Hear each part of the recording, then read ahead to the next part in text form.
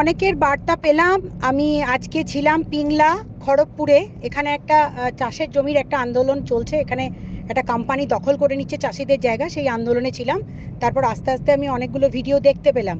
এখন আমার বক্তব্য হচ্ছে যে দেবনাথ এবং পিঙ্কি পাল, এই পাল পরিবার আর দেবনাথ পরিবার যদি কোনো কন্ট্রোভার্সি না চায় এবং তারা যদি আমাদের কথাও বিশ্বাস না করে, তাহলে ভিউয়ারদের বোকা না বানিয়ে দীর্ঘদিন ধরে যে কন্ট্রোভার্সি চলছে, এরা রেজিস্ট্রি ম্যারেজ করে রিমি পালকে রেজিস্ট্রি ম্যারেজ করে দেখিয়ে দিক।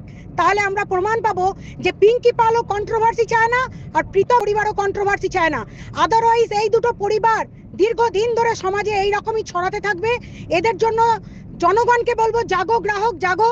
এদের দেখতে থাকবেন একের পর এক দীর্ঘদিন ধরে কন্ট্রোভার্সি আনবে। এবং নিজেরা কে কার ভিডিও দেখে বুঝতেই পাচ্ছেন, সব ভিডিও টু ভিডিও বুঝতেই পাচ্ছেন কে কার ভিডিও তুলুন যে রিমি প্রীতমকে বা প্রীতম রিমিকে রেজিস্ট্রি ম্যারেজ করে অবিলম্বে দেখিয়ে দিক যে আমরা কোনো কন্ট্রোভার্সি এন্ড করলাম এবং আমরা স্বামী স্ত্রী হিসাবে দীর্ঘদিন ধরে সুখে শান্তিতে বসবাস করব। কোনো কন্ট্রোভার্সি না পিঙ্কি পাল দেবে না প্রীতম দেবনাথ দেবে। আমরা কোনো পরিবারের কাছ থেকে কোনো কন্ট্রোভার্সি চাইবো না এবং আগেও কোনো কথা হবে না। প্রীতম দেবনাথ সোশ্যাল মিডিয়া এসে জানিয়ে দিক সে কবে রেজিস্ট্রি ম্যারেজ করবে রিমি পালকে। ঠিক আছে, এইটুকু আমার বক্তব্য।